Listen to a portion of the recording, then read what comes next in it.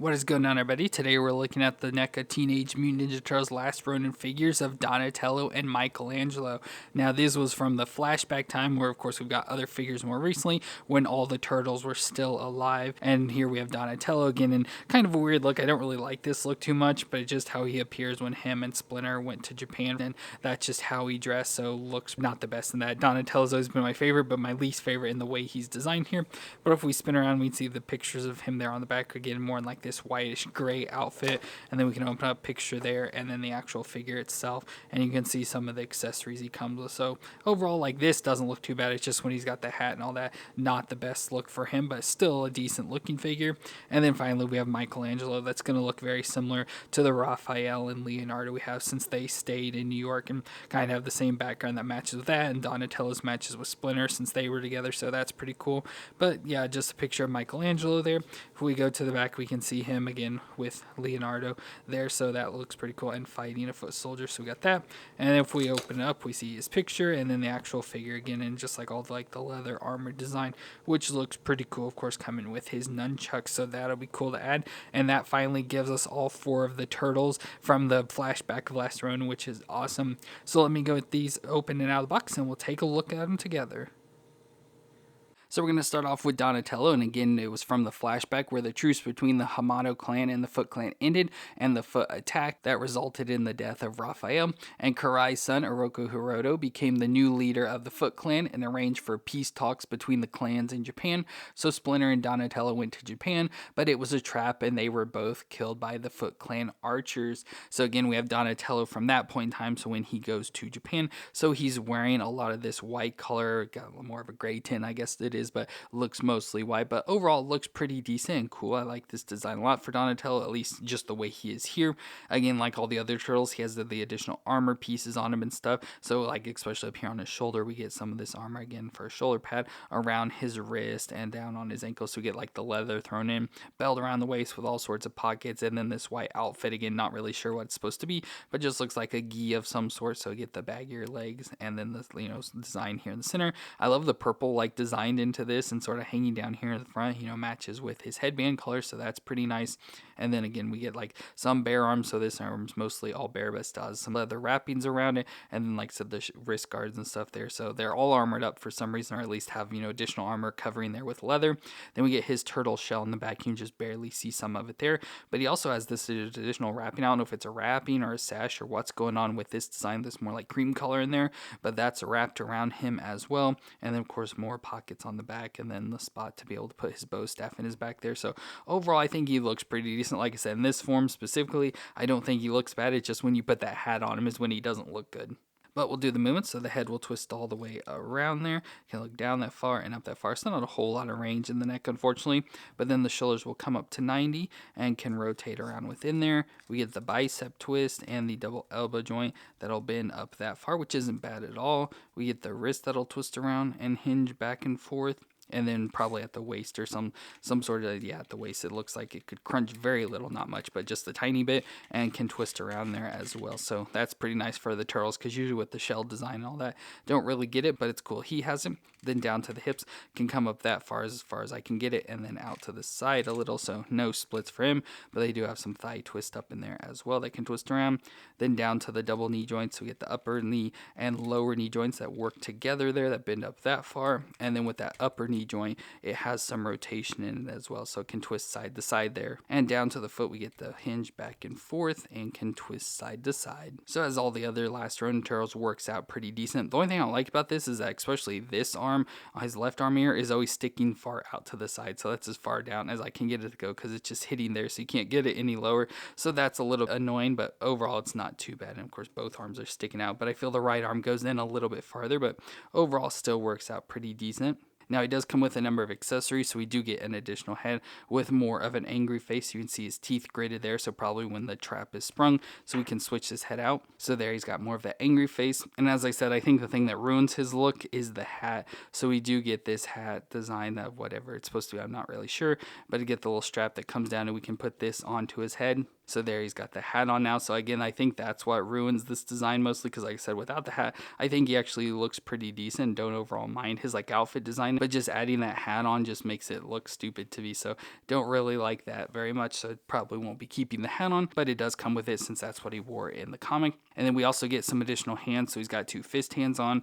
We get 2 grips, which of course we'll need to be able to give him weapons. He's got 2 wider grips, so these much wider grips for that. And then also the flat palm hands there as well. And with those grip hands, we can of course give him his bow staff. So he's got this bow staff, nice white wrappings that match his outfit there. So nice thin bow staff, and has a little bit of red details there tied around the end of it as well. And we can stick this into his back. So he has the slot back here that I mentioned that you can just take and slide this down. And of course, it's hard to really get it much further than that. You have to get it worked on, but obviously we can stick it into his back like that, or we can just put it into his hand. So there I just put the bow staff in the one hand for now, because he does also come with the sashimono, which we got more recently with the Samurai Usagi. He had a banner just like this and has the same logo, but I assume that's supposed to be in this instance the logo for the Hamato clan, because it's what's on the flag and also has on the shirt, and Splinter had it as well. But this nice like banner design, it's got mostly all red, both some yellow stripes as well, with the circle design with the 3 black circles in there. But a pretty nice thing as well that we can put into his hand, so he can carry that around, or we can even take and put this into the slot here on his back,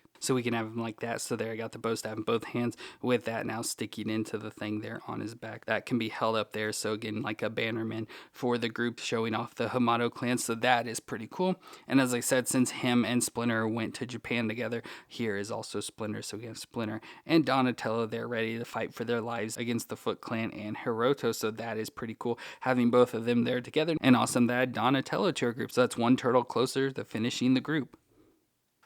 And finally, we have Michelangelo in his flashback form. So he's going to wear outfits, relatively similar to his other brothers, especially Leonardo and Raphael, where they have more of like the brown leather designs on them.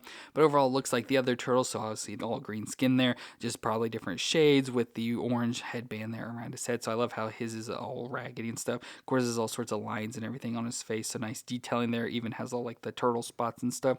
But then we get his outfit. So he's mostly all covered. So not much skin shown on him, just his forearms there and around his neck. So he has this whole outfit piece on. Of course, this hood, it's nice that he's got the hood design there with the leather all wrapped around the shell. So there we get the back of the shell with all sorts of pockets on it, just so many pockets going on him.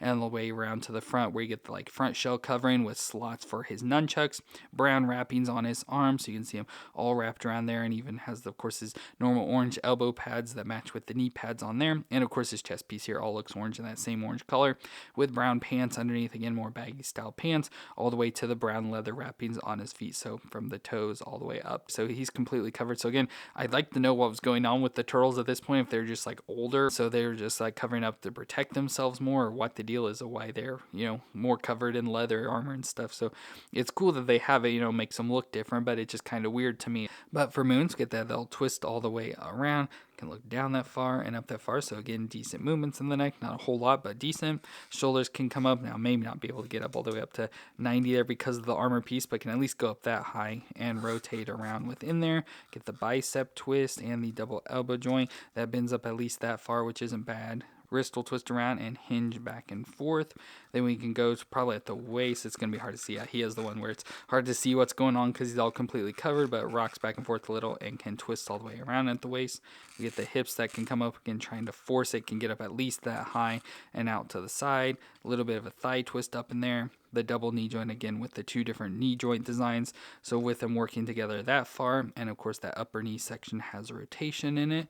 Then we go down to the foot that rocks back and forth and can twist side to side. So again, pretty much the same movement, just obviously with the designs built a little bit different, but like I said, more like the other turtles of Raphael and Leonardo. But for accessories, again, additional head with him as well. So an angry face, you get some more of like a little smirk showing off some teeth there, so we can switch the head out. So there he's got the angry head, which I think looks cool. Then we get additional hands, so he's got the fist hands on. So we get the grip hands, of course, we'll need for his weapons. We get the more open hands there. Once again, it's just a different posing. And the flat hands with the fingers are a little more spread out for him. And finally comes with his signature weapon of the nunchucks. So we get these nunchucks, which it's weird how like short these are. They feel real tiny to me. But of course, we can store store these on his chest. So again, he has the little slots here on his chest that we can slide them into. So it's nice that he stores them on his chest now instead of like on his sides or back, whatever. So we have that, but we can go and just put these into his hands. So there, Michelangelo has the nunchucks now. Of course, with nunchucks, they're always hard to pose up because you can't really do much of anything with them because they just sort of dangle. Overall, I think it looks pretty cool and nice that he's got his nunchuck weapons as well. And of course, now that we have Michelangelo in this form, it gives us all of our turtles. So let's bring them all in.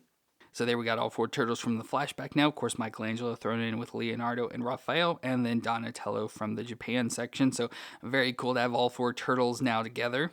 But of course, this is the last Ronin version, where the whole point of the story is that there is a last Ronin, so last turtle left, which happens to be Michelangelo. So here we have the last Ronin version of him. So again, this is where more of the comic is set, where he looks more like this. Of course, we have the shirtless version or whatever. So this is what Michelangelo looked like before to what he looks like now. And I don't understand why the old Michelangelo like this is so much taller compared to the other turtles. But there he is, just our 2 different versions as Michelangelo appears from the last Ronin with the flashback and then the modern times. So that's cool to have Michelangelo there together and another awesome figure, and of course finishing out our turtle team. Well, that's it for our 2 NECA Teenage Mutant Ninja Turtle Last Ronin figures, where we got Donatello and Michelangelo again from the flashback scenes. Both look really cool. Like the Donatello, like I said, like him in the arm like this, just without the hat. Leave that hat off and he looks really good. And then Michelangelo just looks cool as well, again, matching with Leonardo and Raphael, and he just looks awesome. So like I said, the biggest thing with both of these is that it finishes off our 4 turtles from the flashback scene, and really awesome figures at that. But let me know what you thought of the 2 turtles down in the comments, and if you enjoyed my review, let me know with that like, and don't forget to hit the subscribe button to see more. But I want to thank you all for watching. I hope you all stay awesome out there, and I'll see you in our next review.